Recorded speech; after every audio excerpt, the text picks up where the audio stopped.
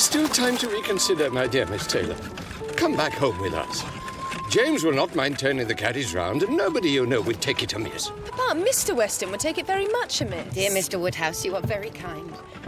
I shall miss Hartfield, but I am very happy to become Mr. Weston's wife. Truly, I am. But it's all very disturbing, Emma. 6 good hens and now Miss Taylor.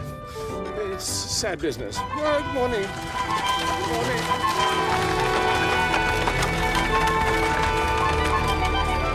Repeat after me. I, William Francis Weston, I, William Francis Weston, take thee, Anna Taylor, take thee, Anna Taylor.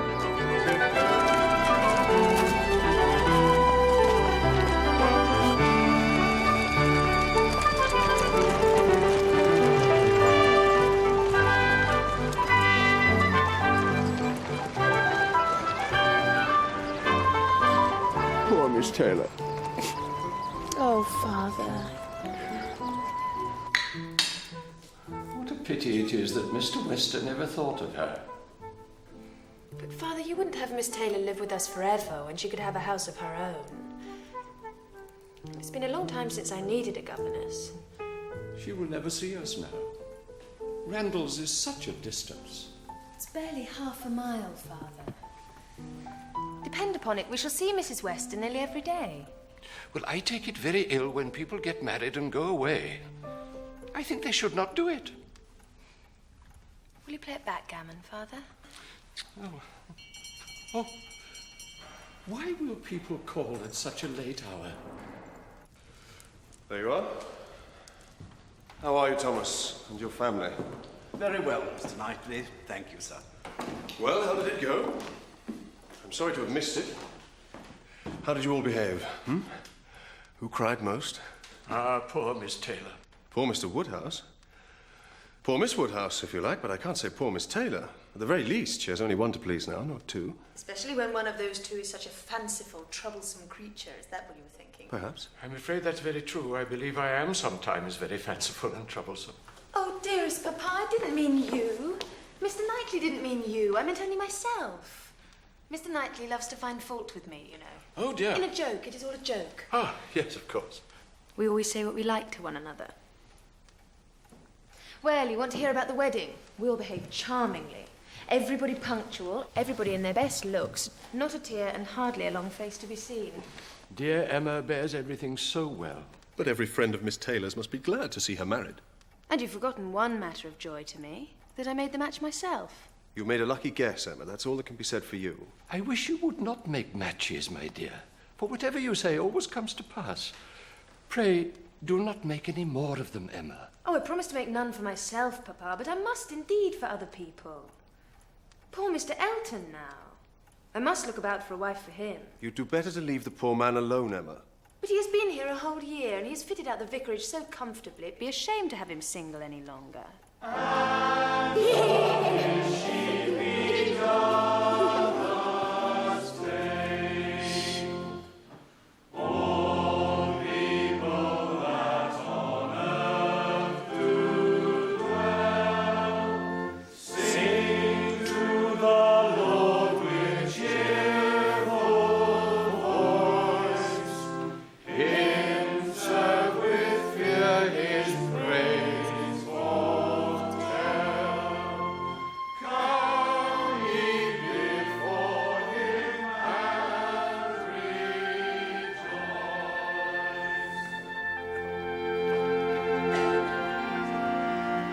Harriet Smith.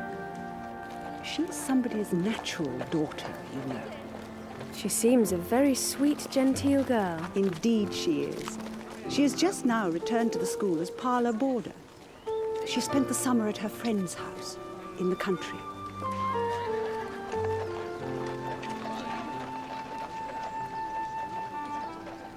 It would be good for her to have the benefit of more varied society.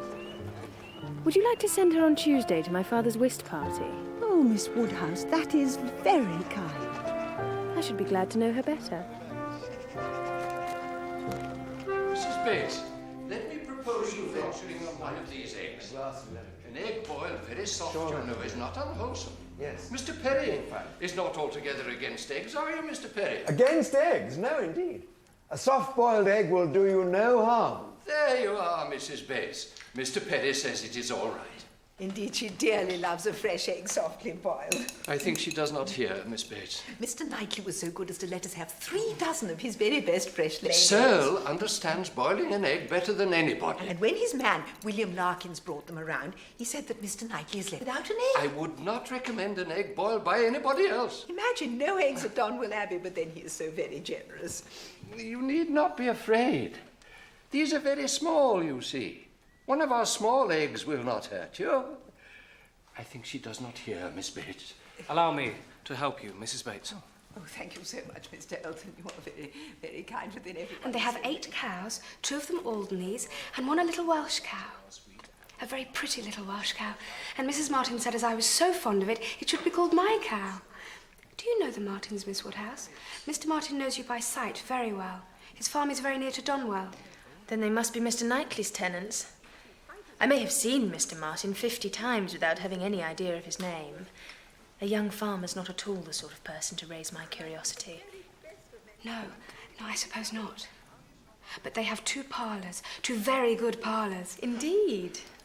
Well, Harriet, I'm sure these Martins must feel very proud to entertain a gentleman's daughter. I do not know that my father is a gentleman, Miss Woodhouse. Oh, I'm quite sure he is. But even so, and particularly bearing in mind the misfortune of your birth, you should be very careful whom you choose as your friends. Oh? Do you think so? I'm quite sure of it. Miss Smith, what do you say to a little bit of apple tart? A very little bit? Let Emma help you to a very little bit of apple tart. No. Allow me.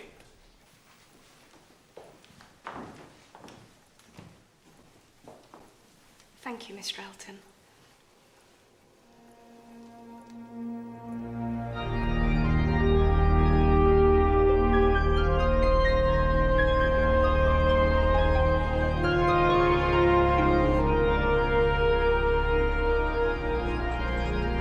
How can I ever thank you enough, Miss Woodhouse, for showing me where true joy was to be found? Mrs. Elton and I are eternally indebted to you. And to think that I should turn out to be the daughter of a baronet. Why not? Stranger things have happened. I do so wonder that you should not be married. So charming as you are. I must find other people charming. One person at least. I have very little intention of ever marrying at all. Dear me! Why should I? I lack neither fortune nor consequence. If I were to fall in love, that would be different. But then I have never been in love. It is not my way or my nature. Then to be an old maid at last, like Miss Bates. If I thought I should ever be like Miss Bates, I would marry tomorrow. Oh, Miss Woodhouse, there is Mr. Martin. Oh, really? I never thought to meet you walking here, Miss Smith. Oh, dear. Perhaps I should... Excuse me. No, please. I shall wait for you, Harriet.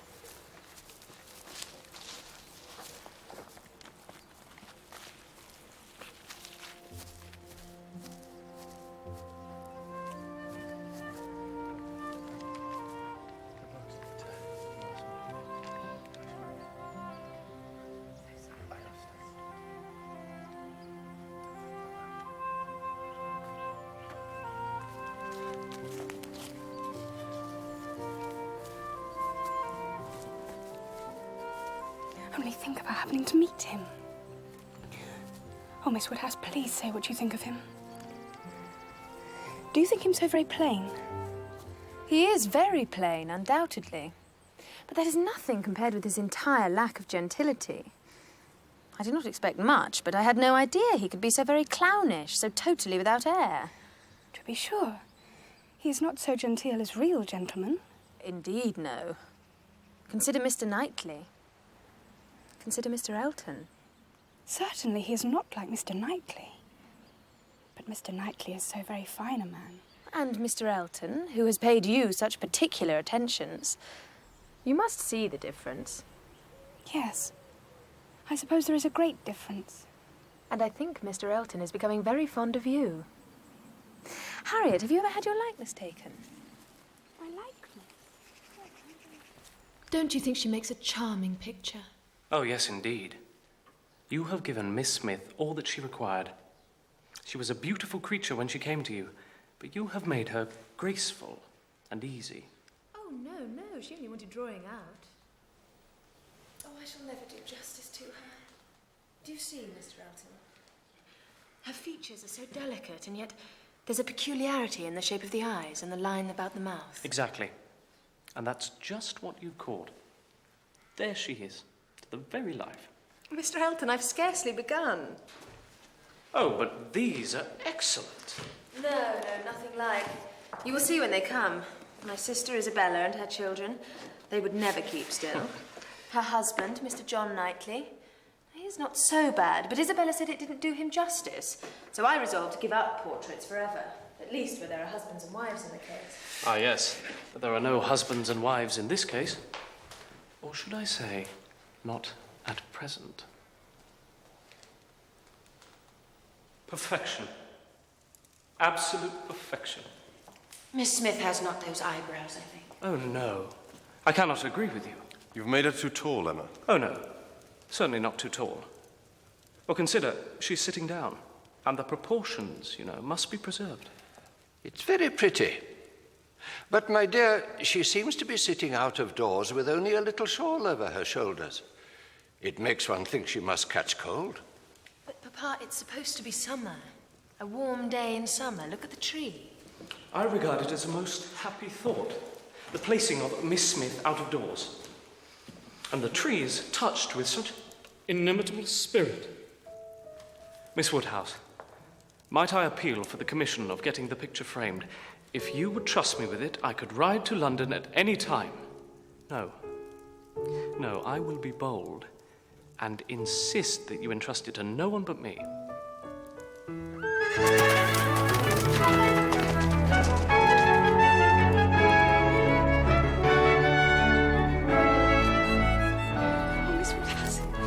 Never guess.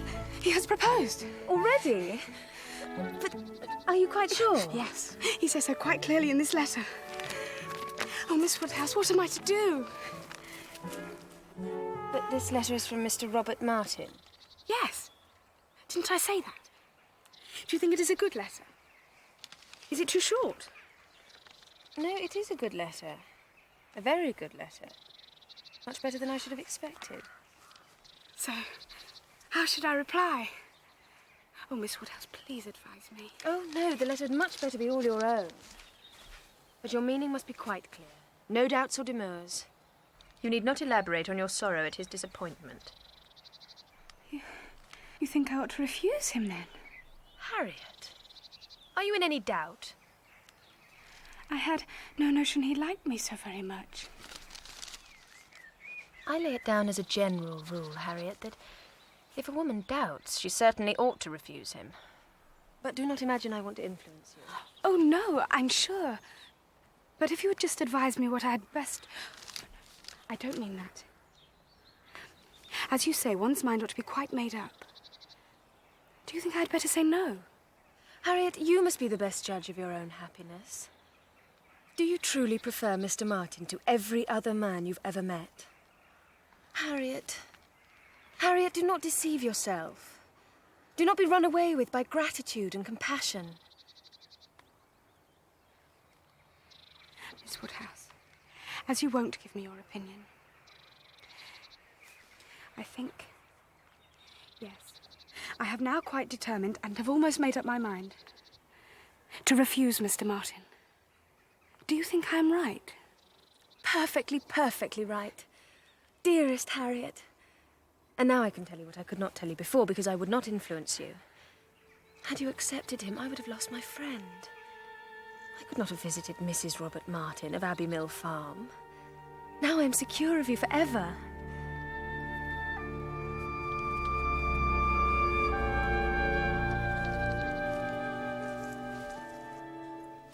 She refused him? Yes. Harriet Smith refused Robert Martin? Yes. Then she's a greater simpleton than I thought. What is the foolish girl about? Oh, to be sure. A man always imagines a woman to be ready for anyone who asks her. Nonsense. A man does not imagine any such thing. I hope you're mistaken. I saw her answer. Nothing could be clearer. You saw her answer? You wrote her answer? Emma, this is your doing. You persuaded her to refuse him. And if I did, I should not feel that I'd done wrong. Mr. Martin is a very respectable young man, I am sure, but he is not Harriet's equal. No, he's not. He's her superior in both sense and situation.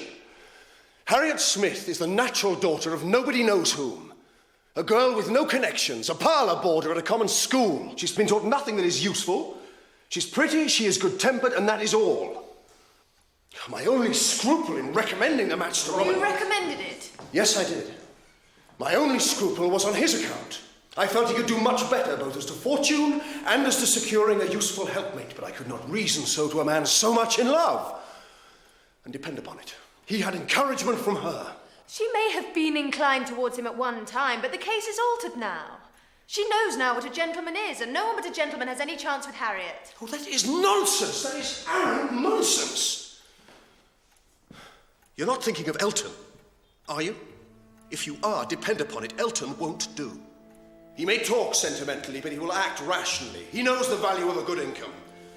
Harriet Smith has no chance there. I have no intention of marrying Harriet to anybody. You have done your friend no favours, Emma. You have spoilt her best chance of happiness. It was badly done, and I am sorry for it.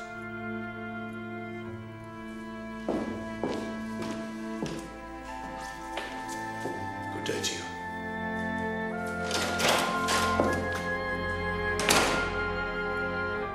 You are wrong, Mr. Knightley, and you will see you are wrong, and then you will be sorry.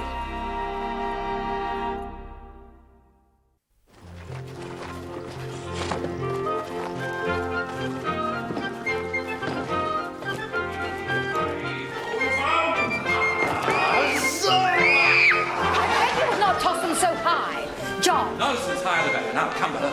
Run for your uncle as fast as you can. Fee-fi-ho-hum! Oh, Papa is distressed. Well, well, that'll do. No more. Take him away, Betty. Off with him, Jane. No more. Say good night to your grandpapa, sir. My little Emma shall stay a while. Ah, she makes no noise. You look well thus, Emma. Good night. Good night. Now then, sir, shall we take you, your little horse, to bed? Yes, we will, sir. Yes, we will.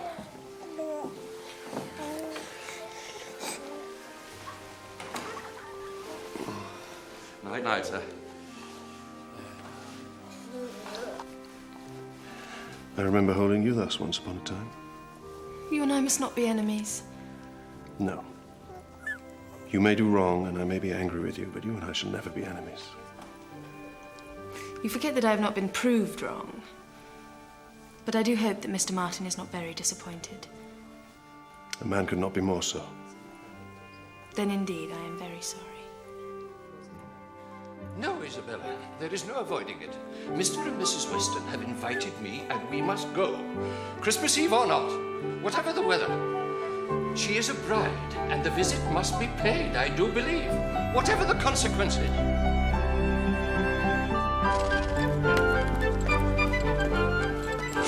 Aye, Mr. Weston must have a very good opinion of himself.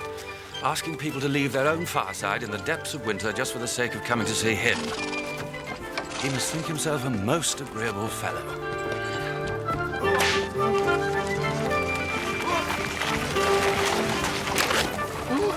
Go slowly, James. Go carefully. And here we are, setting forward to spend 5 dull hours in another man's house, going in dismal weather to return probably in worse, actually snowing at this moment and more to come. 4 horses and 4 servants taken out for nothing but to convey 4 idle, shivering creatures into colder rooms and worse company than they might have had at home. But you must know we are sure of excellent fires and everything in the greatest comfort. Here's the parson. He looks keen enough.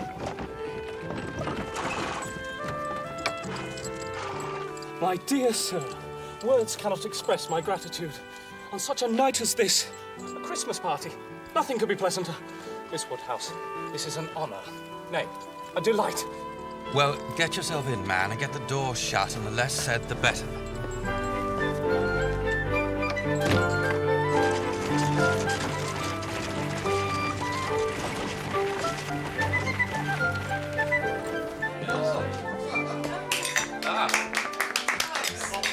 A very happy gathering indeed.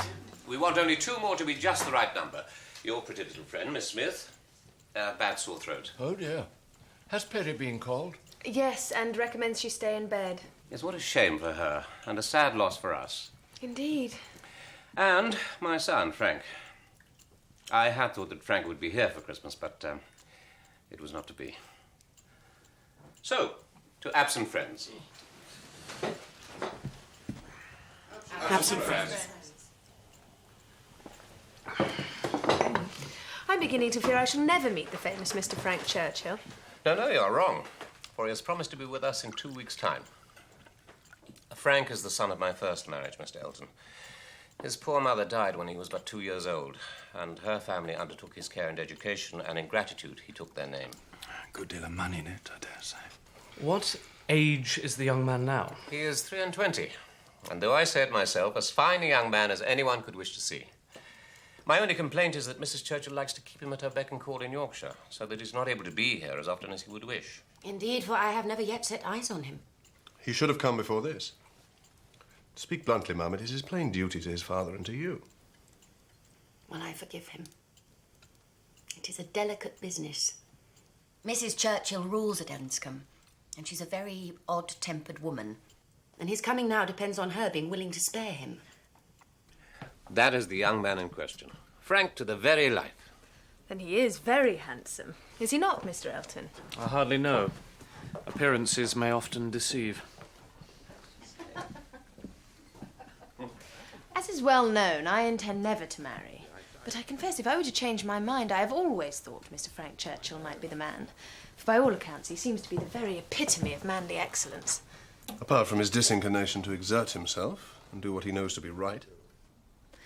Mr. Knightley, isn't it very unfair to judge a person's conduct when we do not know his situation? He may be unable to do what he truly wishes. There is one thing a man can always do if he chooses, and that is his duty. If he truly willed it, he could be here tomorrow. You seem determined to think ill of him. I? Not at all. He's a person I never think of from 1 month's end to another.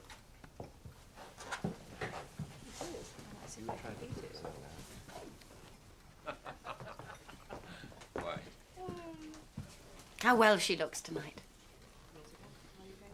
As to her beauty, she always looks well, but as to her character... Come, Mr. Knightley. With all her faults, you know she is an excellent creature. Perhaps she is. But do you think she has nothing to learn? I should like to see her in love and in some doubt of a return. Would you? Really? It would do her good. Well, the snow is lying 3 inches deep. Still coming down hard. A spirited beginning for your winter engagements, Mr. Woodhouse. Oh, Isabella. Emma, what can we do? I'm sure it's not so very bad, Papa. I admired your determination in setting out, sir, and I dare say we shall get home alive. We are 2 carriages. If one is blown over, there will be the other at hand.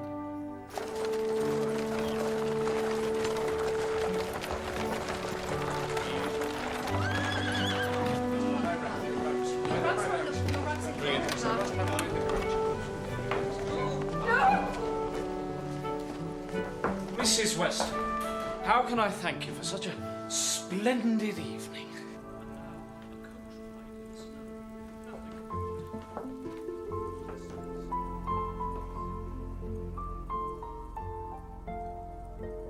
Miss Woodhouse, we meet at last.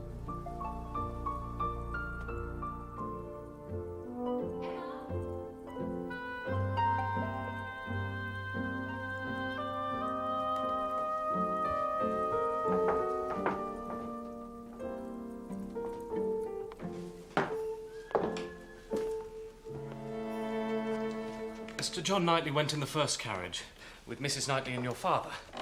I am to have the pleasure of escorting you. Oh, thank you.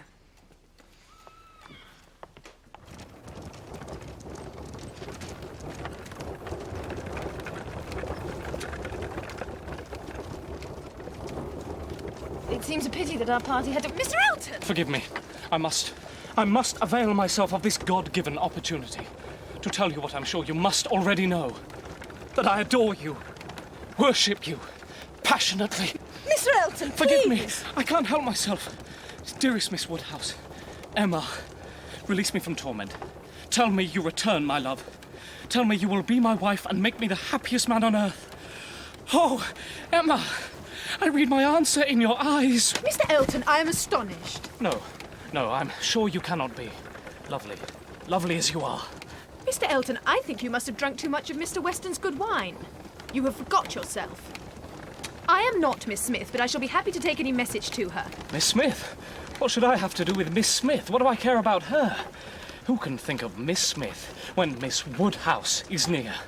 No, you are all loveliness and modesty, but I'm sure you could not have mistaken my intentions. No, indeed you could not. Charming Miss Woodhouse. Allow me to interpret this interesting silence. It confesses that you have long understood me. Does it not? Lovely Miss Woodhouse. No, sir, it confesses no such thing. I have seen you only as the admirer of my friend. In no other light could you have been more to me than a common acquaintance. After all your attentions to Miss Smith, do you ask me to believe you have never thought seriously of her? Miss Smith? I think seriously of Miss Smith. No doubt there are men who might not object. Everyone has their level, but I am not, I think, quite so much at a loss. No, madam. My visits have been for yourself only. After all the encouragement I received. Encouragement? Sir, you've been entirely mistaken in supposing it. I'm exceedingly sorry, but it's as well the mistake ends where it does. I trust your disappointment will not be lasting. I have no thoughts of matrimony at present.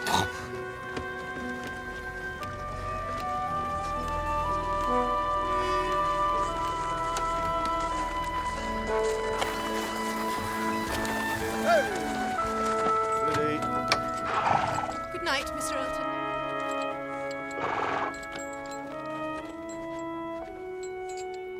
Good night.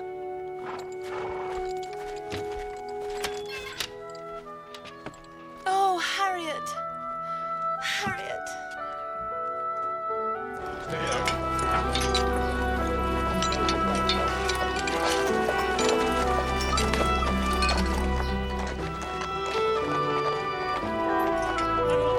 Step up now, gentlemen, please.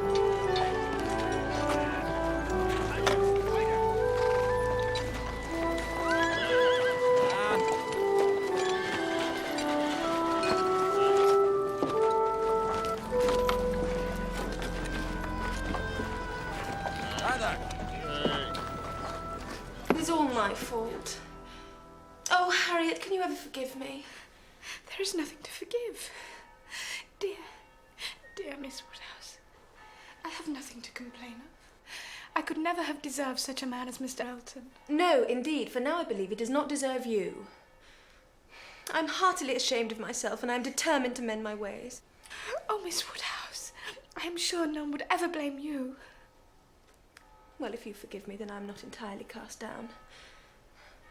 I was on my way to Ford's. Would you like to walk there with me? Yes. Miss Woodhouse! Oh, Lord, Miss Bates.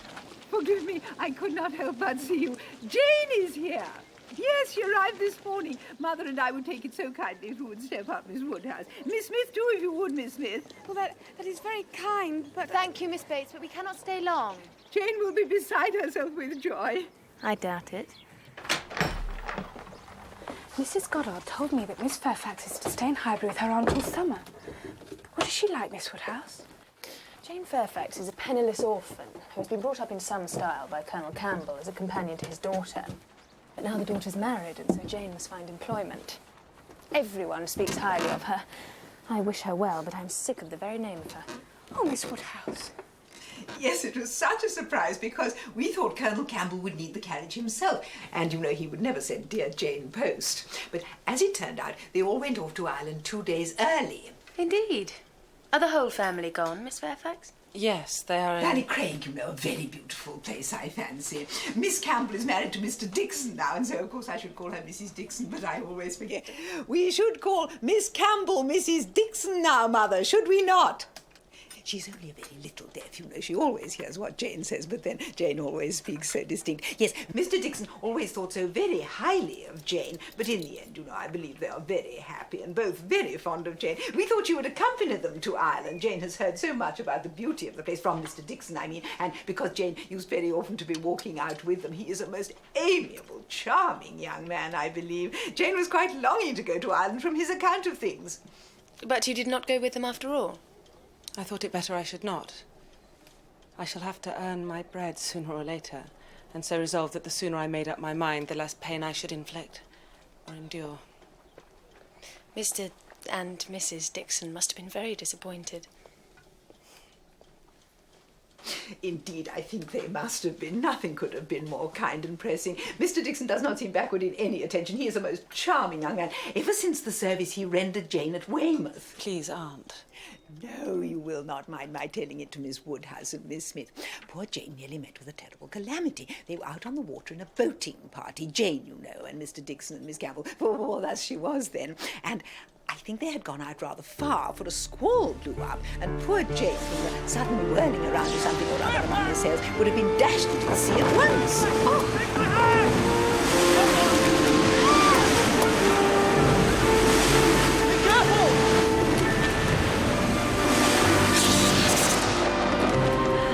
And ever since we had the history of that day, I have been so fond of Mr. Dixon. Oh, what a shocking tale. But one with a happy ending.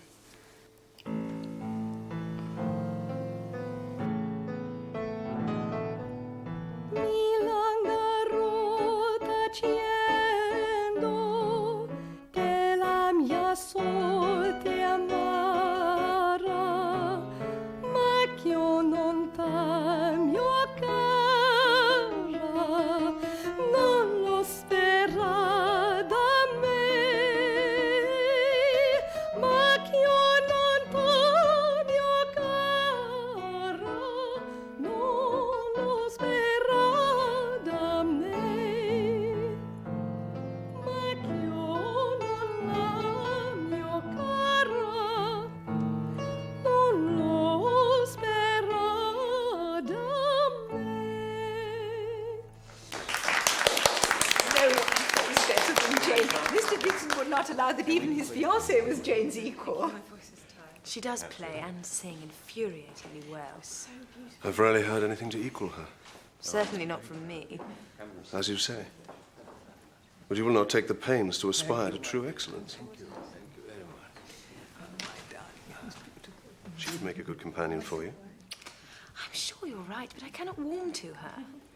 I don't know why. I wish I could, but I can't. I must be very proud of you. Perhaps because you see in her the truly accomplished young lady you would like to be thought yourself? You will make me quite ashamed of myself. Did you enjoy the music, Mrs. Bates? She's only a very little deaf, you know. Beautifully played. Did not you think so, Miss Woodhouse? Oh, yes. Mrs. Weston tells me Mr. Frank Churchill was at Weymouth. Would he have been there at the same time as you? Yes, I think he was for some of the time. And were you acquainted with him? Did you have any conversation? We were a little acquainted, yes. I have to tell you, he is a young gentleman in whom I have the keenest interest. You know, he is Mr. Weston's son, and we expect a visit from him very soon. We've never seen him in Highbury. Tell me, what is he really like? Is he handsome? I believe he's reckoned to be a very fine young man. And is he agreeable? He is generally thought so. But what did you think of him? When one is in company all the time at such a place as Weymouth, it is difficult to form a just impression. I think everybody found his manners pleasing. I see. I shall have to be content with that.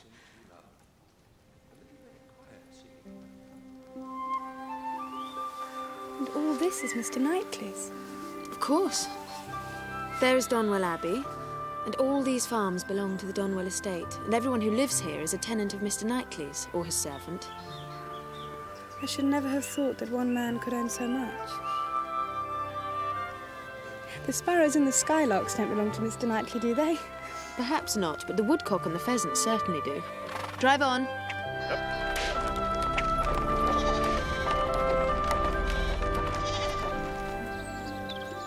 Don't you think it is pretty and well kept, Miss Woodhouse?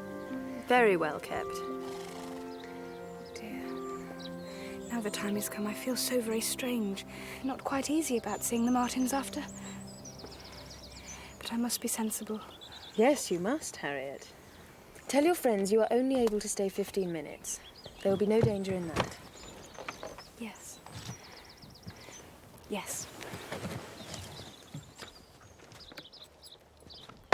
Drive on, James, to the end of the lane and turn the carriage.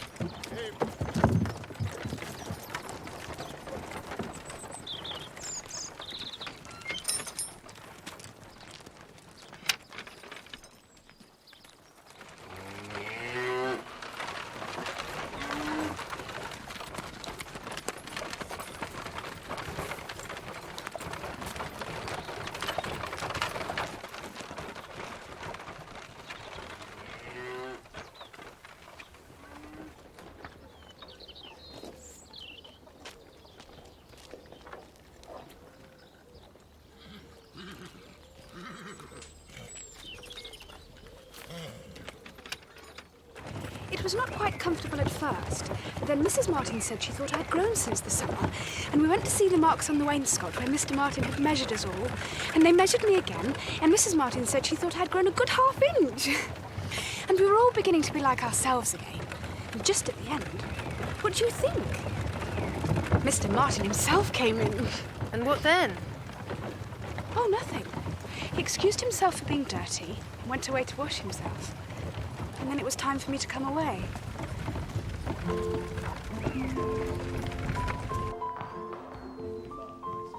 I must come, I shall come. I did come.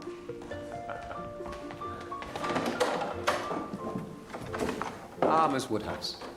Emma, allow me to present to you my son, Mr. Frank Churchill. Miss Woodhouse.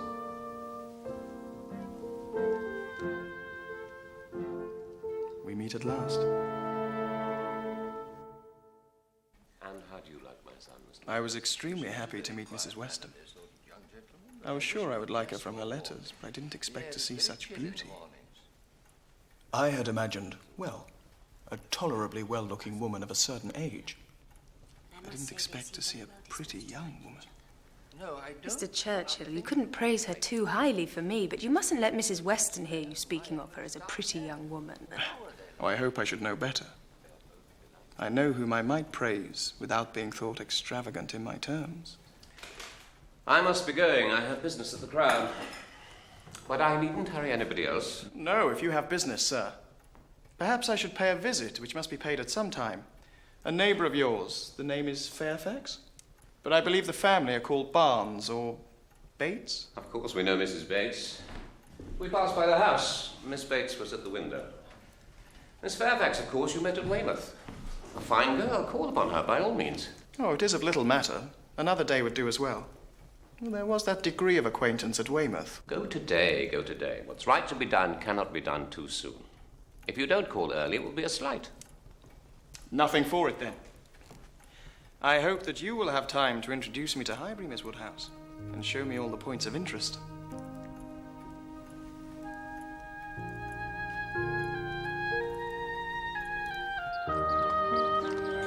This is the Crown Inn. That looks a fine room on the first floor. One could hold a very good ball there, I should say. I believe it was a ballroom many years ago. Then we must revive it. Restore its former glory. Are you fond of dancing? Oh, very fond indeed. But there are too few young people in the village now to hold a dance. Surely not. I'm sure we shall find enough, even if we have to send out as far as Leatherhead. No, a ball there shall be, and you and I shall dance at it. And there's the Bates house. You see, I'm getting to be quite at home in Highbury already. Did you pay your visit yesterday? Yes. Oh, yes, I was just going to mention it. I thought it would never end. 10 minutes would have sufficed, but there was no getting away. The talking aunt, you know. I was there 3/4 of an hour. And how did you think Miss Fairfax looked? Oh. Very ill. If ladies can be allowed to look ill, a most deplorable want of complexion. No, I won't allow that. Miss Fairfax has her own style of beauty. Perhaps it's not to your taste. Yes, perhaps that's it. Yes. I believe you're right. Did you see her often at Weymouth? Were you often in the same society? Ah, this must be Ford's, that everybody attends every day of their lives. Let's go in. Then I can prove myself a true citizen of Highbury. I must buy something at Ford's. I dare say they sell gloves. Oh, yes. Lay out half a guinea in Ford's and you'll be adored by all Highbury.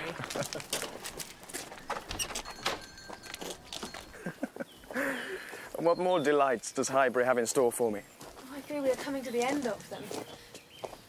This is Mr. Elton's house. It's rather small, of course, but quite suitable for him. Mr. Elton is the vicar and considered by some to be a very fine young man. Oh, I know a good deal of Mr. Elton, though I've never met him. Really? I know he is at present in Bath, just recently engaged and shortly to be married to a Miss Augusta Hawkins of Bristol with a fortune of £10,000. Then you know more than I do. Oh, I had it from Miss Bates. Everybody's full of it. Agog to see Mr. Elton's bride. So, this is where they will live. I think they'll be very snug and happy. It's a perfectly good house to share with the woman you truly love. A man would be a blockhead who wanted more.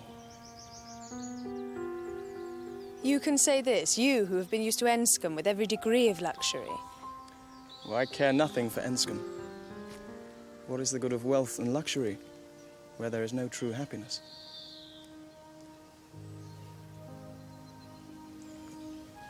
Should we make the full circle to Randall's? You see, I have got my bearings.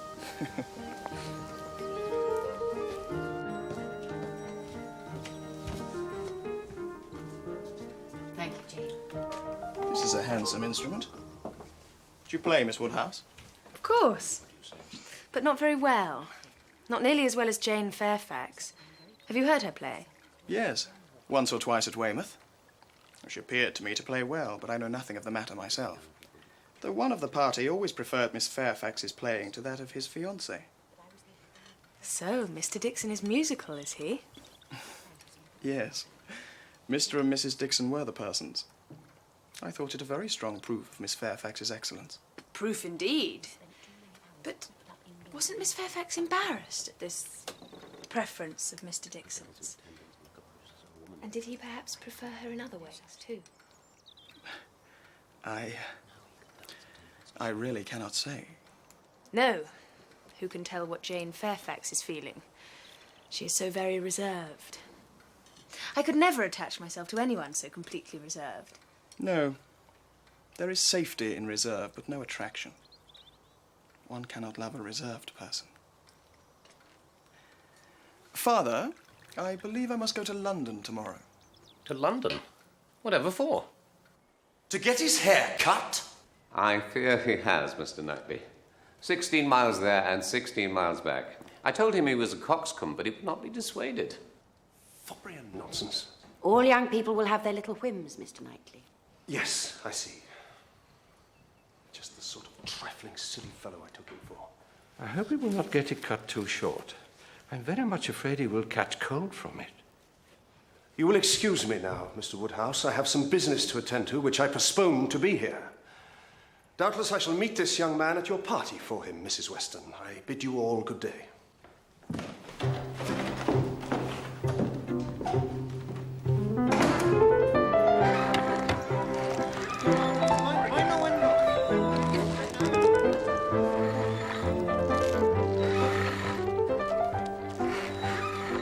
It is a pianoforte, Mother.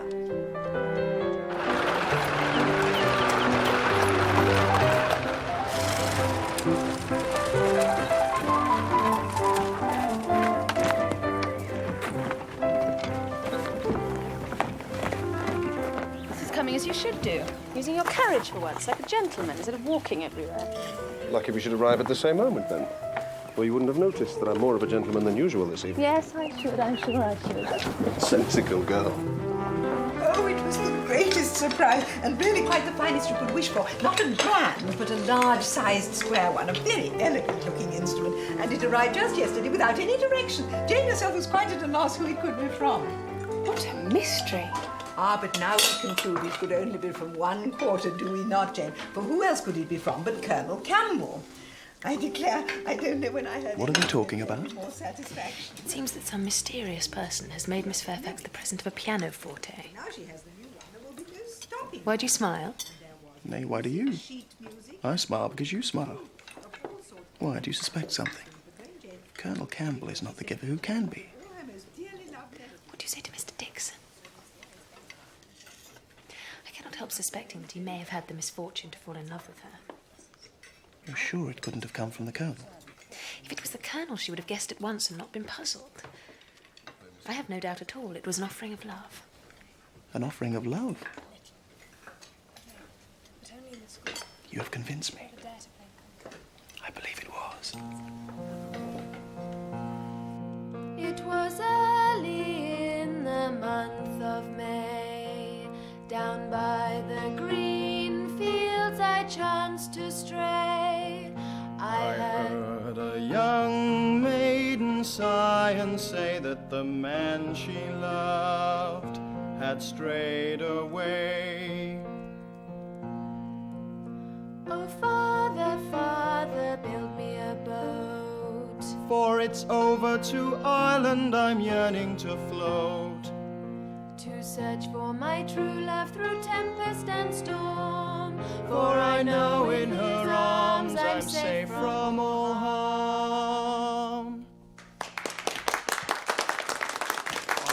Oh, no, I thank you, but you have had quite enough from me. Miss Fairfax, would you give us the great pleasure of hearing you? Yes, if you wish, Mr. Knightley. Ah, Miss Smith. Keeping well, I trust.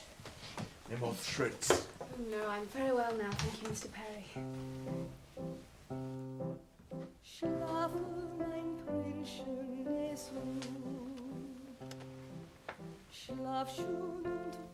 I should have been here a week tomorrow, half my time. I never knew days fly so fast. Perhaps you now regret spending one of them in having your hair cut. No, that is no subject of regret.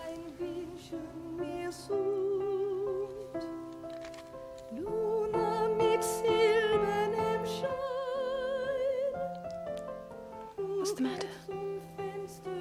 Oh, I was struck by...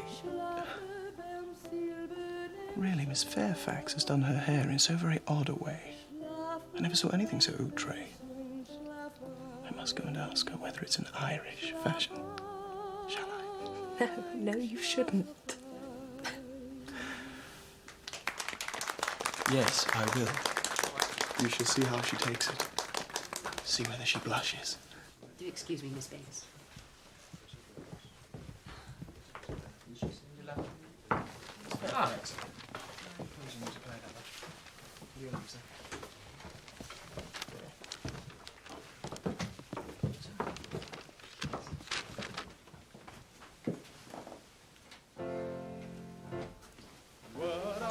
I have been making discoveries, Emma.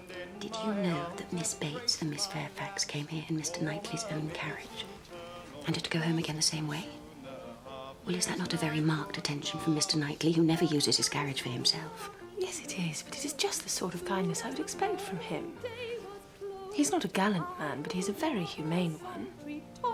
When on my charmer's breast repose, And I would love you all the day.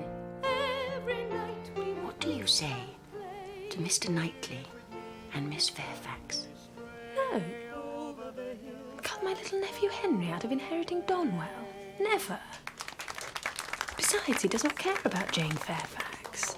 Yes, that would be In the way of love, I'm sure he does not. He is a great admirer of her talents. What if he should have sent for this pianoforte? One tiny one, I insist. I absolutely insist. My dear sir, I must intervene. If Miss Fairfax says she is tired, then we should have the courtesy to believe her. Would you have her sing herself hoarse? Come, Miss Fairfax, you have earned a rest. Thank you.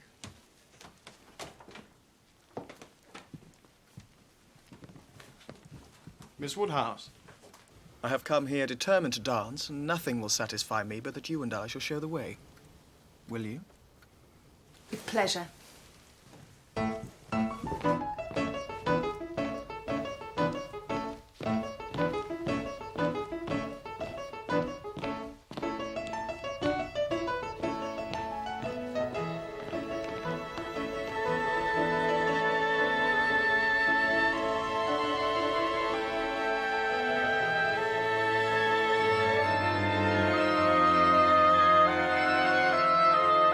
But what about little Henry?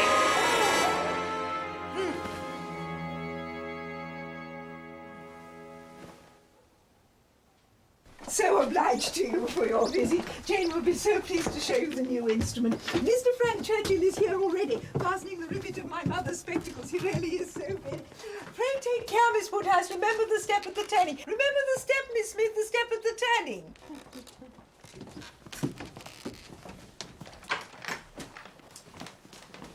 Ah, this is a pleasure. You find me occupied in trying to be useful. The pianoforte would not stand steady. You see, we've been wedging it with paper.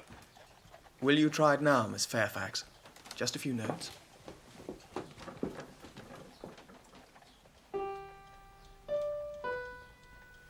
Ah, yes. You hear that softness in the upper notes. Just what those in Mr. Dixon's party particularly prized. I think it is such a fine instrument and suits Jane's style of playing very well. Mr. Dixon, I believe, valued that tone particularly. It isn't fair. Don't distress her. Oh, what felicity to hear that tune again. If I mistake not, that was danced at Weymouth.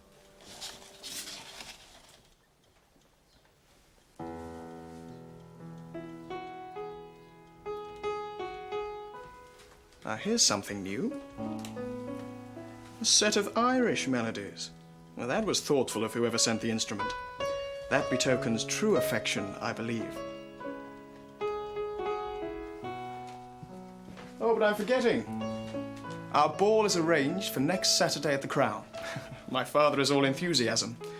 I have received permission from Enscombe to extend my stay, so I shall hope to see you all there. And Miss Woodhouse. I hope it is not too soon to secure you for the first 2 dances of the evening.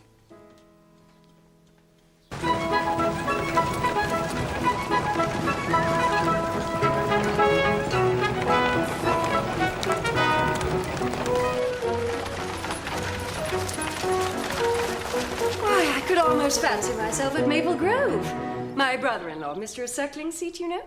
Yes, the morning room there is just such a shape and size as this. Mr. E? Yes, my love. Is this room not astonishingly like the morning room at Maple Grove? Very like indeed, Augusta.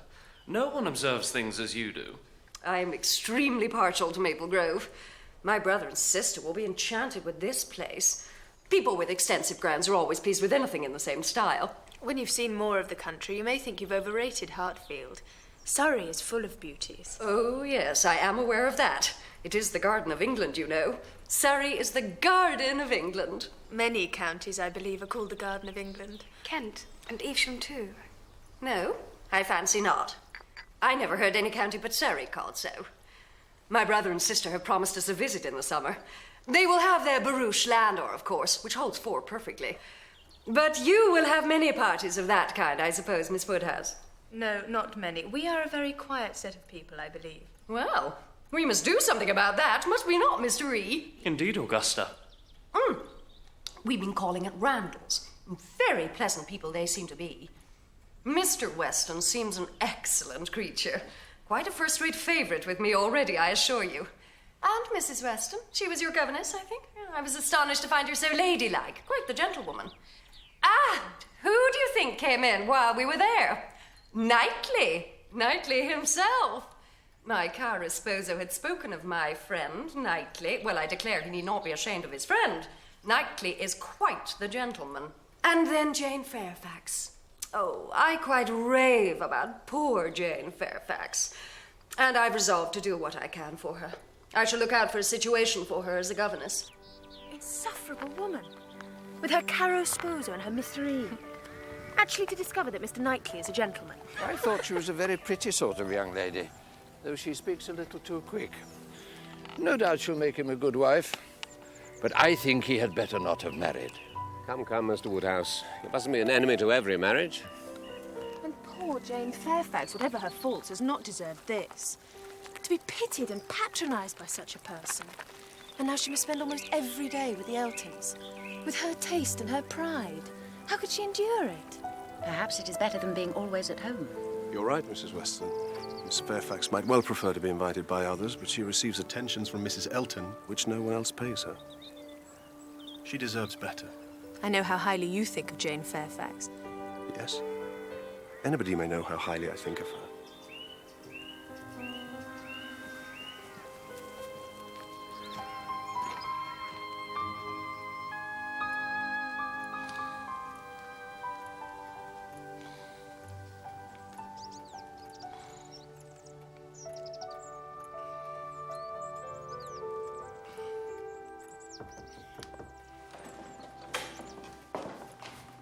Mr. Churchill, ma'am.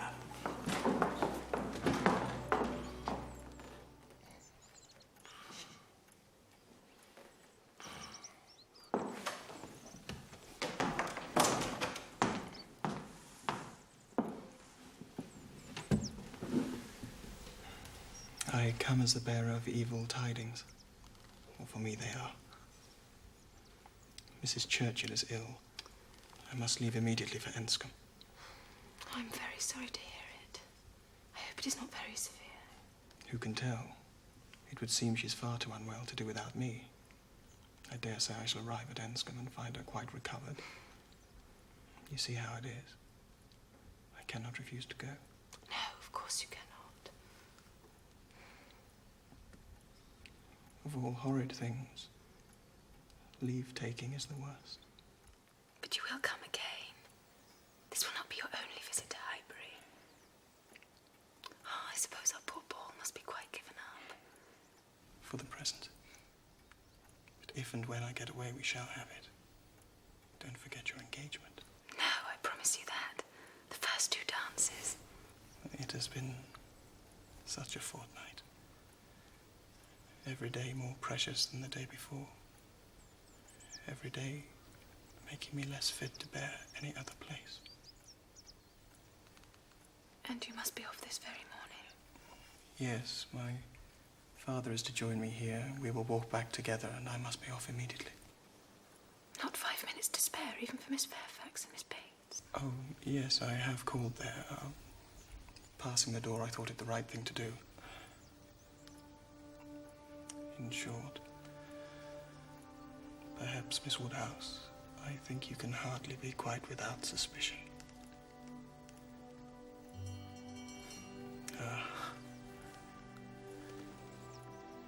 This will be my father. Better not to disturb Mr. Woodhouse. I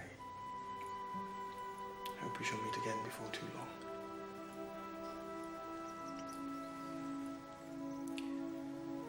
Goodbye.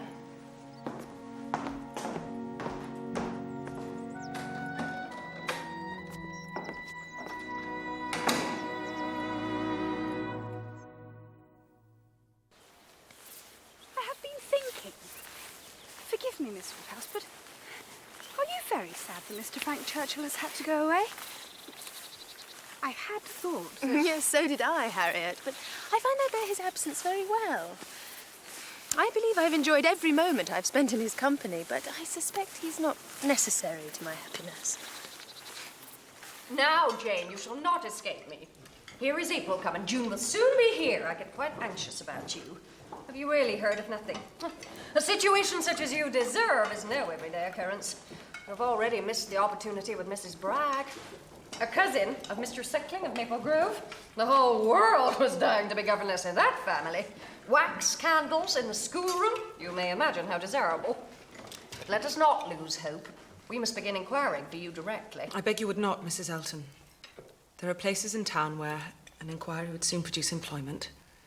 Offices for the sale not quite of human flesh, but of human intellect. Oh, my dear, you quite shock me. If you mean a fling at the slave trade, I can assure you Mr. Suckling was always rather a friend to the abolition. No, no. The governess trade was all I had in view. Different as to the guilt of those who carry it on. But as to the misery of its victims, I'm not sure where it lies.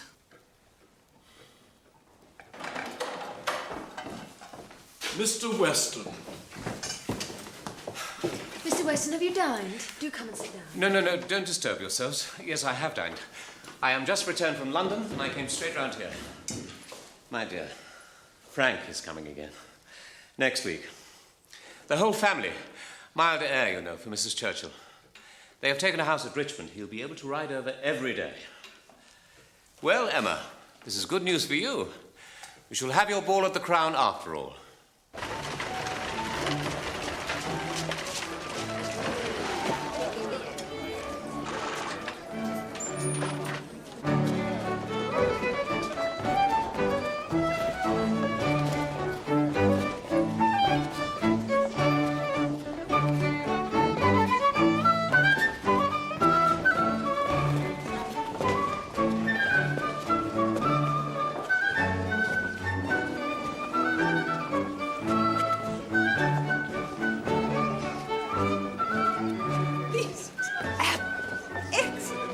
Upon my word, nothing lacking. Could not have imagined it. Jane, look, did you ever see anything like it? Mr. Knightley, it was so very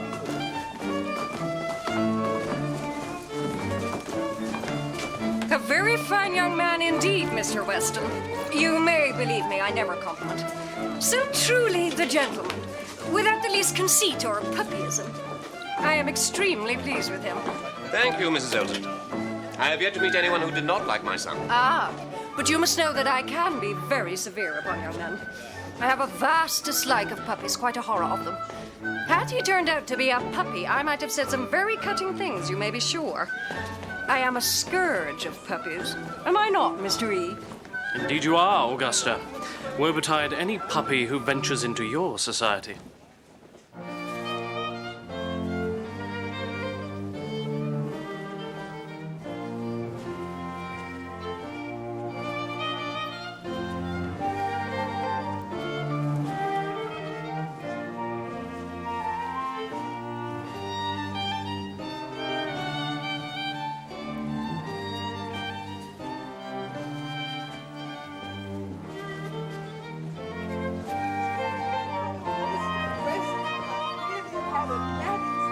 Good Mrs. Stokes would never know her even again. I saw him go just now. Did you not get your feet wet, you said, coming from the carriage? No, we did not, I said, did we, Jane? There was a match, you know, and Mr. Frank Churchill was so extremely. And there he is now dancing. Mr. Frank Churchill cuts a very fine figure, does he not, Mr. Knightley? Very sprightly. Very sprightly, yes, indeed, that is the word for him. And so well partnered in Miss Woodhouse. They make a very pretty pair, do they not, Jane? They might have been made to stand up together.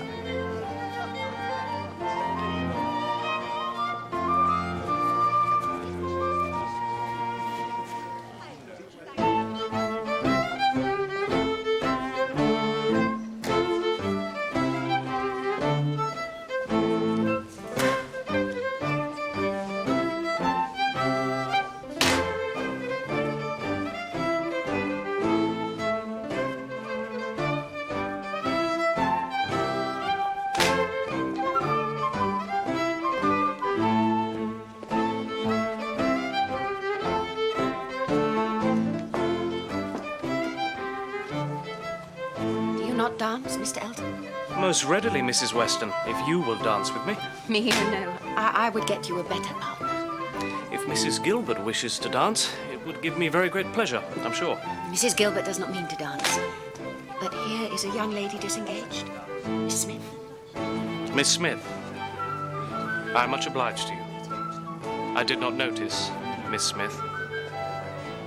But I'm an old married man now. My dancing days are over. You will excuse me, Mrs. Weston.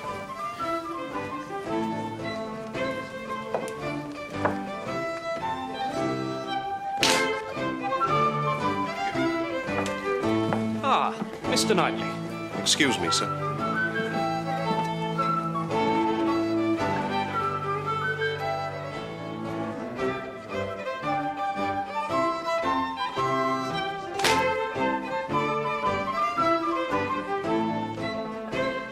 I see Knightley has taken pity on poor little Miss Smith. Very good-natured, I declare.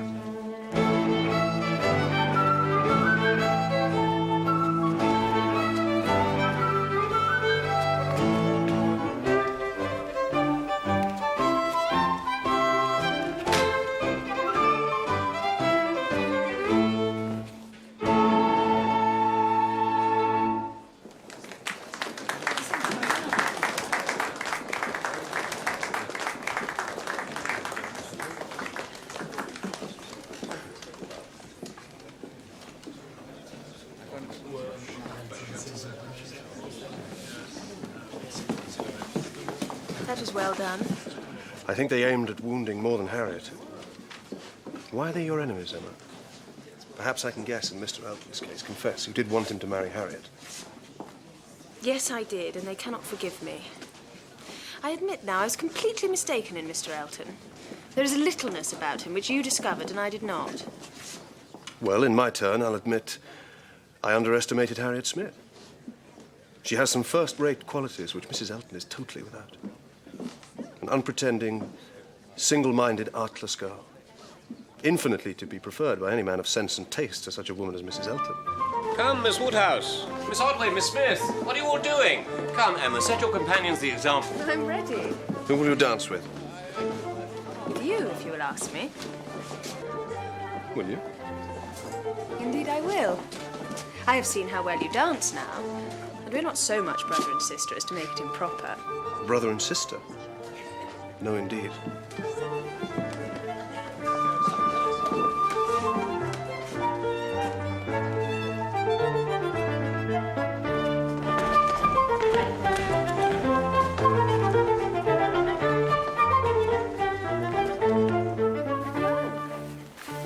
Old at all.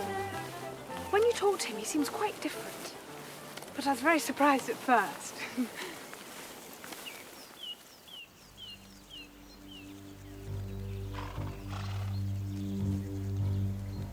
Go on then. Oh, no, you are not in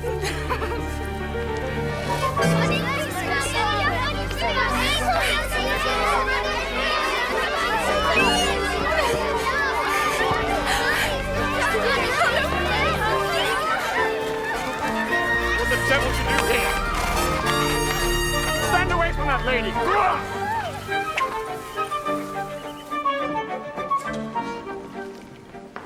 The most extraordinary good fortune I happened to come at that moment. I was just on my way to return a pair of scissors to Miss Bates. God knows what might have happened if I hadn't. It does seem like Providence or something out of a romance full of brigands and outlaws. But for this to happen in Highbury... How can I ever thank you enough, Mr. Churchill? I'm happy to have been of service, Miss Smith.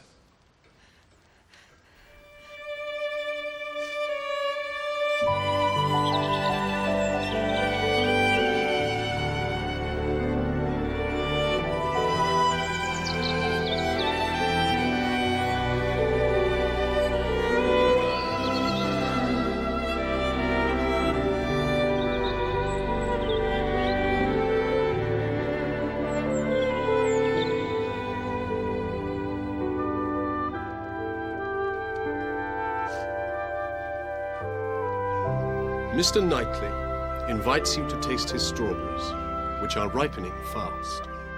Quite delightful, Knightley. Everything simple and natural, just as I like it. No form or parade.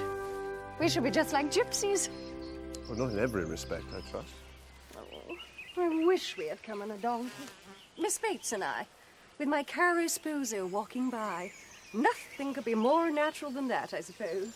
Some might consider it so, madam. But Knightley, you should have left it all to me. The invitations, everything.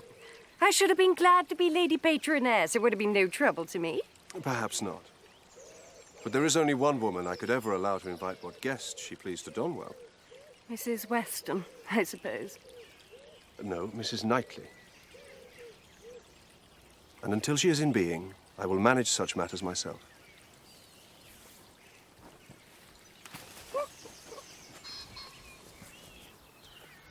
Well, here we are. You're all very welcome. The finest fruit in England. I believe they're everybody's favourite. Always wholesome. How delightful to gather for oneself. The only way of really enjoying them, don't you think?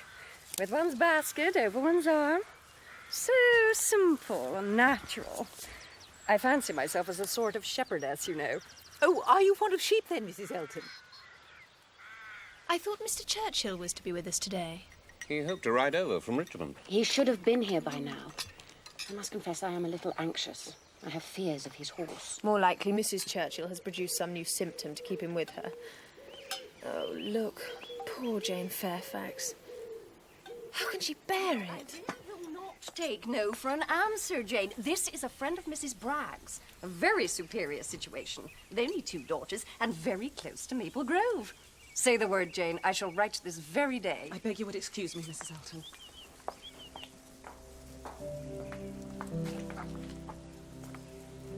Miss Fairfax, are you quite well? Is there anything I can do? This heat really is most oppressive. Will you walk into the house with me? Miss Woodhouse, I think I must go home. I am quite well, but I think I must make sure my grandmother lacks nothing. Will you be so kind as to say that when I am missed? Yes, but let me order our carriage for you. It can be here in 5 minutes. No, please. The greatest kindness you can do me is to let me have my own way and only say I am gone when it is necessary. Will you do that? Yes, of course, if you wish it.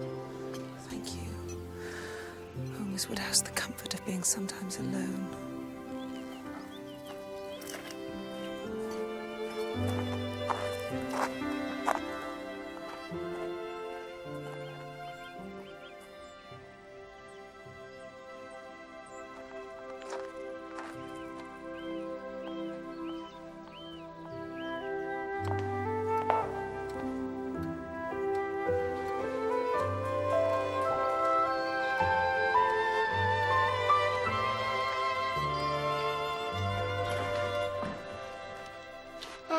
There you are, my dear. I hope you're being careful as to the draughts. You see, I am well here with a small fire, but this can be a very draughty house.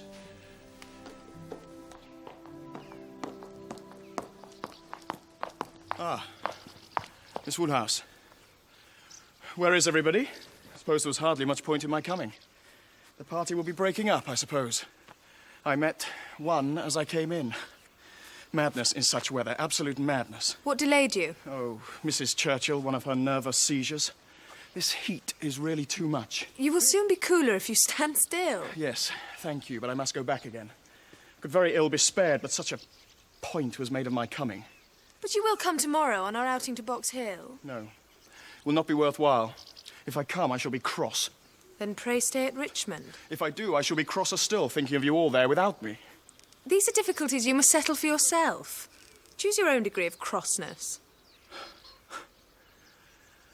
You're quite right. I'm an absolute bear today. I will leave you. If I come to Box Hill, I promise to be in good temper. Good day.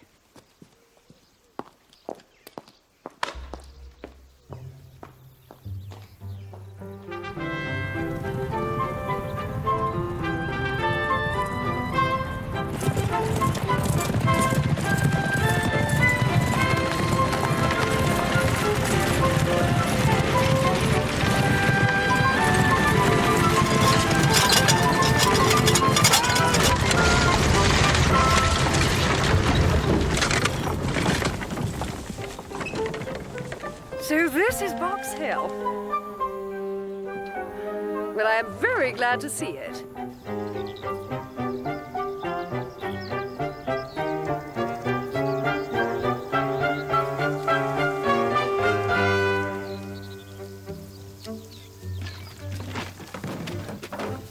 me say at once how much I'm obliged to you for telling me to come today. Miss Woodhouse found me very cross and fatigued yesterday and almost determined to go away forever. Forever? Well, for a while. At least as far as Switzerland. But thanks to her, you see, here I am. I'm very glad she did persuade you. Thank you, Miss Smith. Well, we passed Dr. Perry on our way here on horseback. What happened to Perry's plan to set up a carriage, Father? I heard of no such plan. Yes, you wrote of it in a letter. No, not I. I never heard of it. Lord, how strange. And I suppose... Then I suppose I must have dreamt it. Come, Miss Woodhouse. Come, Miss Smith. Best foot forward. Yes, as I was saying, we came in a party. Catherine Fitzwilloughby was at our party, I remember that. And Saturday we had, and then I do not know what happened. Catherine Fitzwilloughby was called away by his colonel, and so he had to leave us, and then it came on to rain. And... Are you going to play anagrams? I'm never any good at them. But Miss Fairfax is to be a governess, I understand, so she can teach us all. What do you think this could be, Miss Fairfax?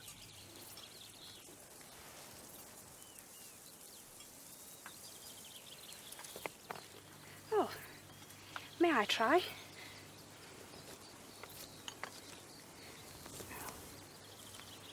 B. U. No, I can't do it at all. May I? Oh, please.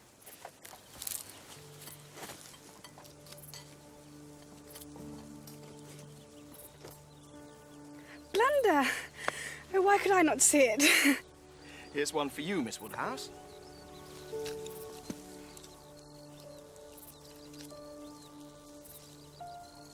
For shame. Here, take it. I don't want it. Shall I give it to her? No, you mustn't. Miss Fairfax, would you care to apply yourself to this? I didn't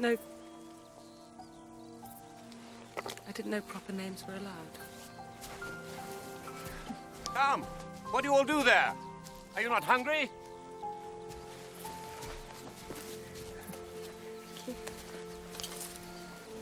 May I ask what the joke was that caused so much entertainment on one side and so much distress on the other? Nothing. It was a silly private joke, that's all. Was it? Emma, are you sure you understand the degree of acquaintance between those two? Between Frank Churchill and Jane Fairfax? Could you really think that? But there is nothing between them, no attachment at all. That is, I presume there is none on her side, but I know there is nothing on his.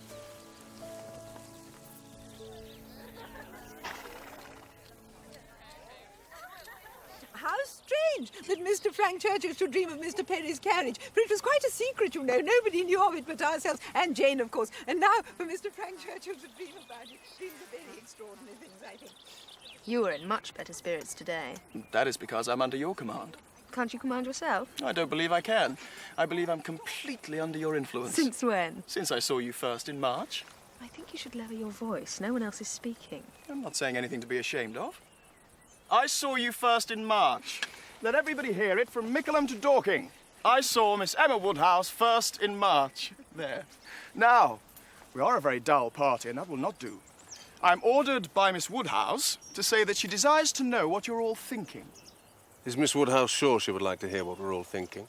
No, upon no account. It is the very last thing I would stand the brunt of just now.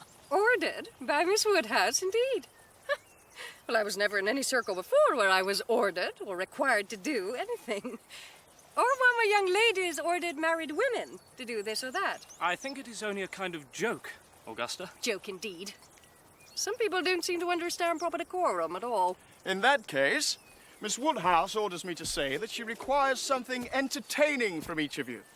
It can be one very clever thing, or two moderately clever things, or three very dull things indeed. More of her orders? Intolerable.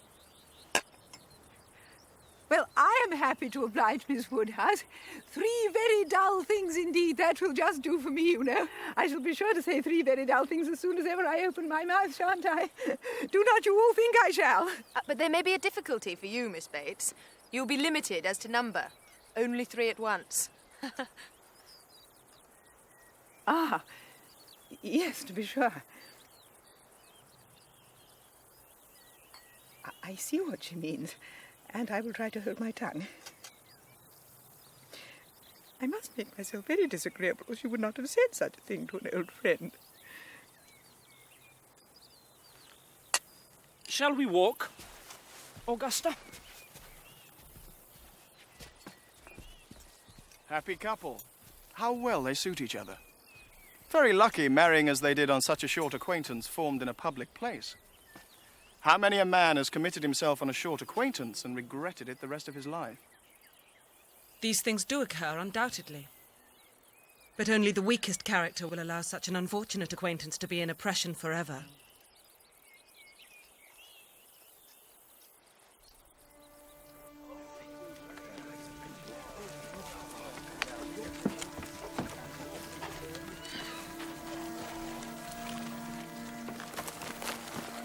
Emma, how could you be so unfeeling to Miss Bates?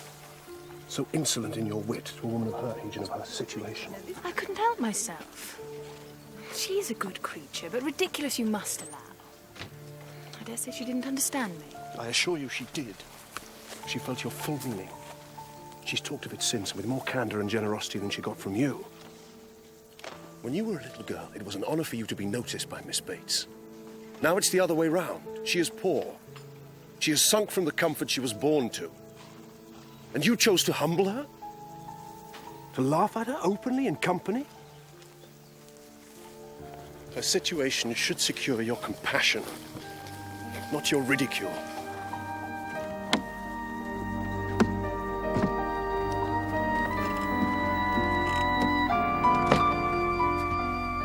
It was badly done, Emma. Badly done indeed.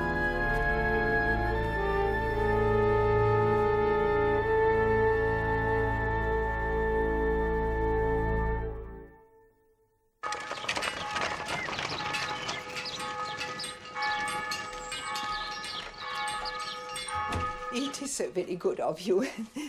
Always so good. Jane is not well. She has a fearful headache. It came upon her at Box Hill and it has got worse since. She asks me to make her apologies to you. She cannot leave her bed. But even so, she has determined to accept the post with Mrs. Smallridge.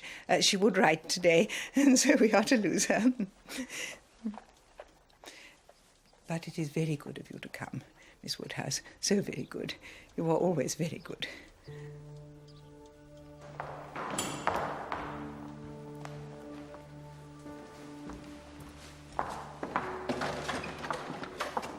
Ah, there you are, my dear. I wouldn't leave without seeing you. I'm going to London to spend a few days with John and Isabella. Have you anything to send or say? Besides the love which no one carries? No, nothing. Isn't this rather a sudden scheme? Yes. Or rather, I have been thinking of it for some little time. Dear Emma has been to call on Mrs. and Miss Bates, Mr. Knightley. She's always so attentive to them.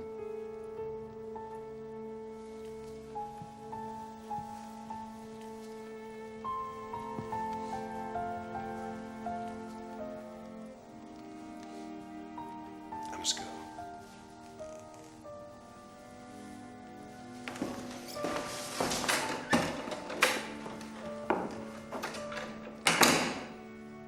I do not like it, Emma, when people go away. I know they must do sometimes, but I do not like it. Nor I.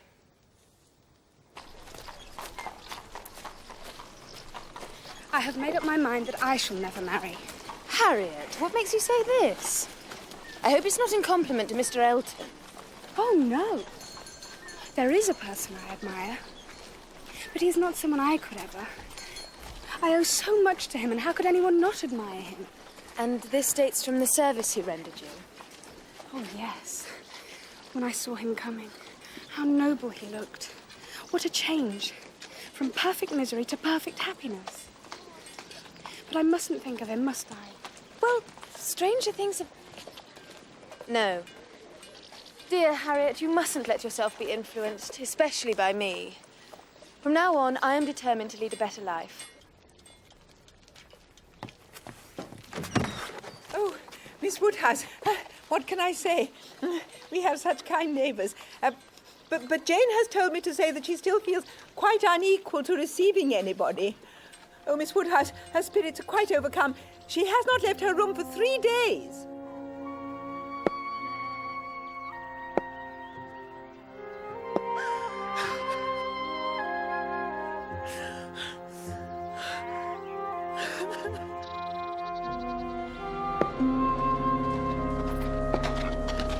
Father, It is with the deepest sorrow that I must inform you of the death of my aunt, Mrs. Churchill. She was carried off by a seizure early on Tuesday morning. I was glad to be with her at the last. As to the future, that seems at present uncertain. I shall visit you again as soon as I can. Well, I'm heartily sorry for almost everything I said and thought about Mrs. Churchill. Yes, poor lady. Very sad. So ill and everyone vexed with her. Two interesting questions remain. Will she have left Mr. Frank Churchill enough money to make him independent? And given that, who will he marry now he is free to make his own choice? I gather that the stepfather is a very easygoing man and quite unlike his wife. Yes. Who will he marry now he has his choice? Harriet, I have reformed. My lips are sealed. Miss Woodhouse? Ah, Miss Woodhouse. Can you come to Randall's at any time this morning? Mrs. Weston wants to see you. Can you come? Yes, of course. This moment, if you please. But what is the matter? Is she ill? No, it's something else. Don't be impatient. It will all come out soon enough. Mrs. Weston will break it to you better than I can. Good God, what? Something has happened to Isabella, to the children. No, indeed. It's nothing to do with anyone by the name of Knightley. It is to do with... Come, walk with me. Mrs. Weston will not be easy until she has seen you. What is it, my dear friend? Tell me at once. It will do you good to speak of your distress, whatever it is. I will tell you, Emma. Frank was here this morning. He came to speak to his father on a subject. To announce an attachment. Emma, Frank is engaged to Jane Fairfax. He has been secretly engaged to her since October last when they met at Weymouth. It was he who sent the piano. Emma, he was engaged to Jane Fairfax before he ever came here. What is the matter? I have no doubt at all. It was an offering of love. An offering of love? You have convinced me. I believe it was. It seems the engagement had to be secret. He had to deceive us all because he feared his aunt's disapproval. Or feared she would disinherit him. It has hurt me, Emma, very much. It has hurt his father, too. Some part of his conduct we cannot excuse. Let me relieve you on that score, at least. There was a time, I confess, when I liked him. When I liked him very much. And how it came to cease, I do not know, but you may believe me, I am safe. But his behaviour to her, and to us all. What hypocrisy, what deceit. Here we have been the whole winter and spring, fancying ourselves on an equal footing of truth and honour, and all this time he is... Oh, Lord, how shall I break it to Harriet? Harriet? Me? Why should you think it would affect me? You don't think I care for Mr. Frank Churchill? But Harriet, didn't you say so yourself? Considering the service he rendered you, it was extremely natural. No. Oh, you have misunderstood me. I meant a much more precious circumstance. I meant Mr. Knightley, when he asked me to dance. Oh, good God. Oh, Harriet, if I had known you had meant Mr. Knightley, I should never in a million years have encouraged you. Why should you not? You said that more wonderful things had happened, and why should it not be so? And you believe he returns your affection? Yes, I must say that I do. Has he said anything directly? No, but he has talked to me in a very particular way. He seemed to be asking whether my affections were engaged. You are sure he was not thinking of Mr. Martin? Mr. Martin? No, indeed. I hope I know better now than to care for Mr. Martin. I would never have thought of Mr. Knightley, you know, if you had not encouraged me. Oh, God, that I'd never met her!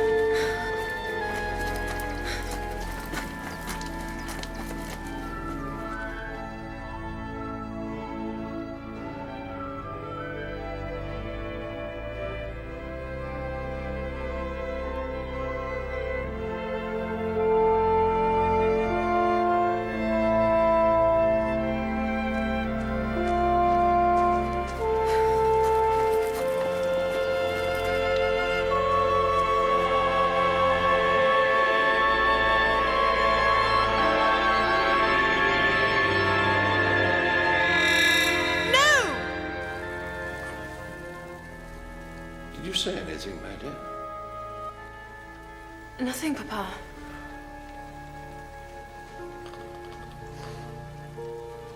You and I shall never be enemies. Never be enemies. Never be enemies. I've seen how well you dance now, and we are not so much brother and sister as to make it improper.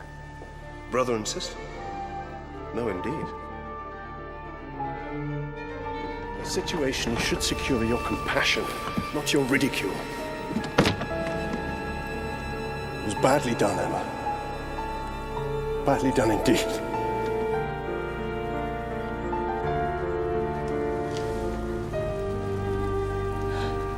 I loved him. I've always loved him. What have I done?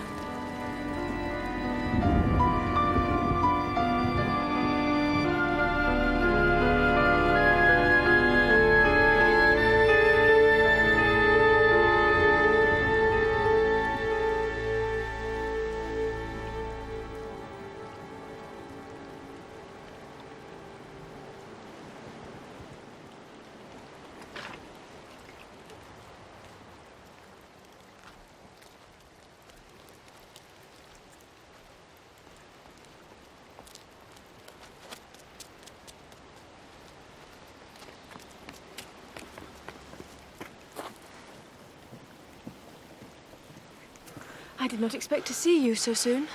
I rode back this morning. You must have had a wet ride. Yes. I have some news for you. Miss Fairfax and Frank Churchill. I've heard it. I had a letter from Mr. Weston and came back directly. You were probably less surprised than anyone. You had your suspicions. I wish I had attended to them. But I seem to have been doomed to blindness. My dearest Emma, time will heal the wound. I cannot tell you what I feel. Abominable scoundrel. He will soon be gone. They will soon be in Yorkshire. I feel sorry for her. She deserves a better fate. You are very kind, but you are mistaken. I have never really been attached to Mr. Churchill. I'm sorry if I gave that impression, as I am sure I did. I have very little to say for my own conduct. My vanity was flattered and I allowed his attentions. He never wished to make me fall in love with him. It was a blind to conceal his real situation. He has imposed on me, but he has not injured me.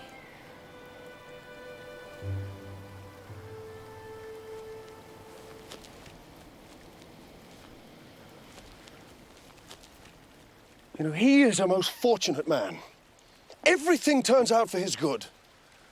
He meets a young woman at a watering place, gains her affections, she consents to an engagement. He treats her abominably, she bears it like a saint. His aunt is in the way, his aunt dies. He has used everybody ill, and they are all delighted to forgive him. He is a most fortunate man indeed. You speak as if you envied him. I do envy him, Emma. In one respect, I envy him very much. You don't wish to know what that is? You are determined, I see, to have no curiosity. Emma, I must tell you what you will not ask, though I may wish it unsaid the next moment. Oh, then don't speak it. Take a little time. Don't commit yourself. I stopped you ungraciously just then. Yes, I will hear you. If you wish to tell me you are contemplating something, yes, you may speak to me as a friend. As a friend? Emma, that I fear. No. I have gone too far for concealment. Tell me then, have I no chance of ever succeeding? My dearest Emma, for dearest you will always be. Tell me at once. Say no if it is to be said. I can't make speeches, Emma. If I loved you less, I might be able to talk about it more, but you know what I am. You hear nothing but truth from me. I've blamed you, I've lectured you, and you have borne it as no other woman in England would have borne it. Well, bear with the truth I tell you now. My manners may not have much to recommend them, but... Oh, you understand me. Yes, you understand my feelings, and you will return them if you can. I can. I do return them. I do love you. I believe I always have, though I didn't know it until yesterday, I think. Then you do consent? I do. I do. This is so strange. I held you in my arms when you were 3 weeks old. Do you like me as well now as you did then?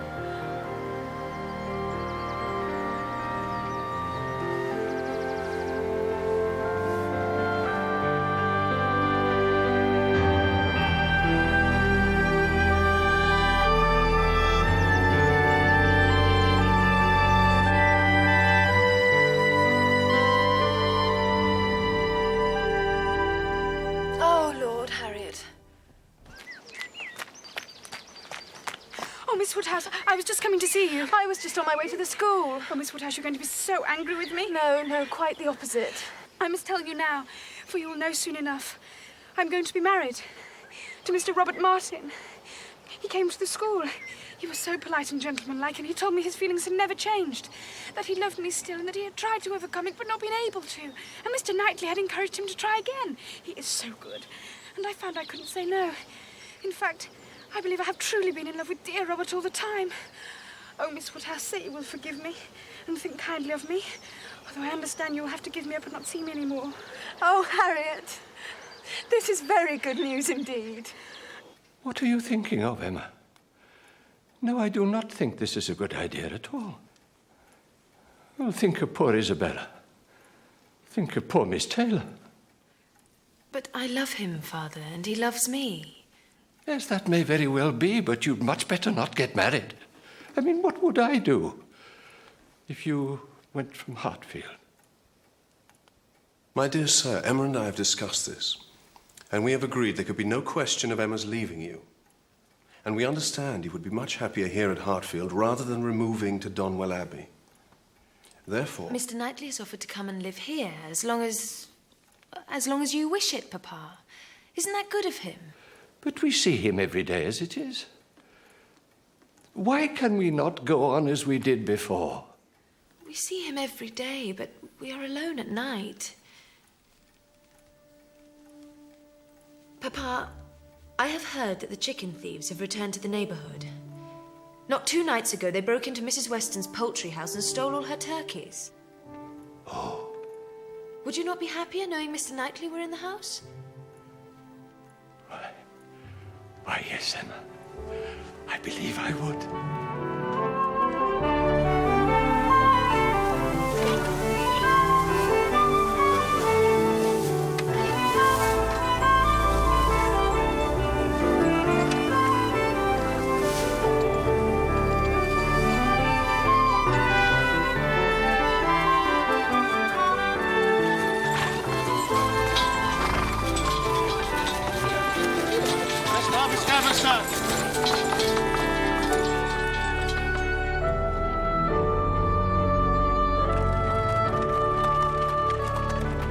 Well, I declare, Knightley invited his tenants. Are we to sit down with hobbledehoys? These great men can be eccentric, Augusta, my love, and I believe harvest suppers are traditional. In my opinion, eccentricity can go too far. Knightley!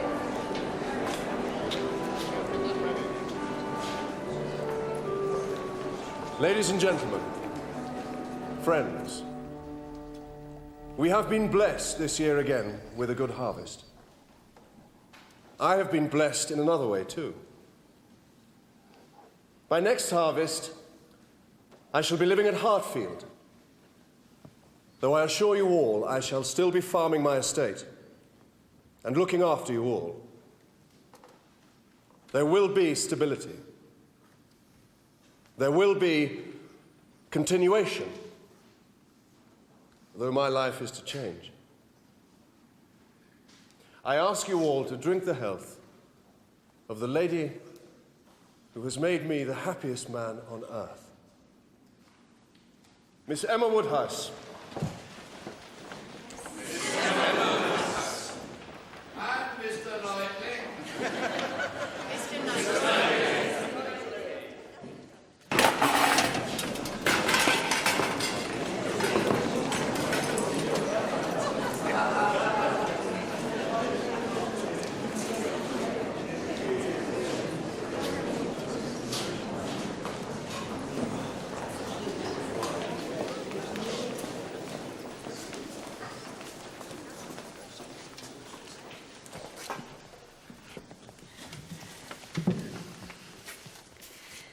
Miss Woodhouse, may I have the honour of presenting Mr. Robert Martin?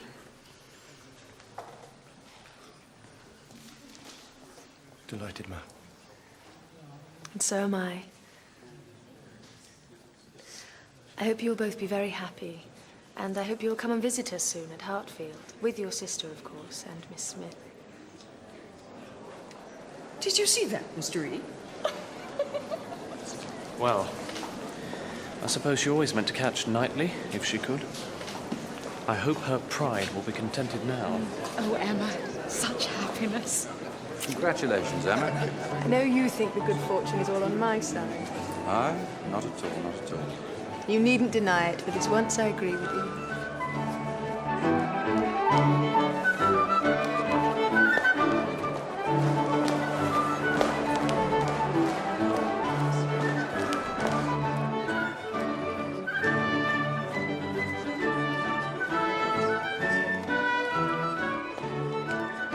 Excuse me, Miss.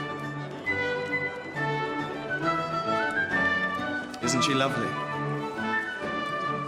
Did you ever see such a skin? Such smoothness? I have always admired her complexion, though I remember a time when you found fault with her for being too pale. What an impudent dog I am. Can you forgive me, Miss Woodhouse? If she can forgive you, so can I suppose. Oh, she does forgive me. She's a complete angel. Look at her. Observe the turn of her throat. I'd be glad to hear my Uncle Churchill means to give her all my aunt's jewels. And they look beautiful against that skin. Very beautiful. She hears us. She hears us, I see it in her cheek. She pretends to listen to the others, but she can attend to nothing else.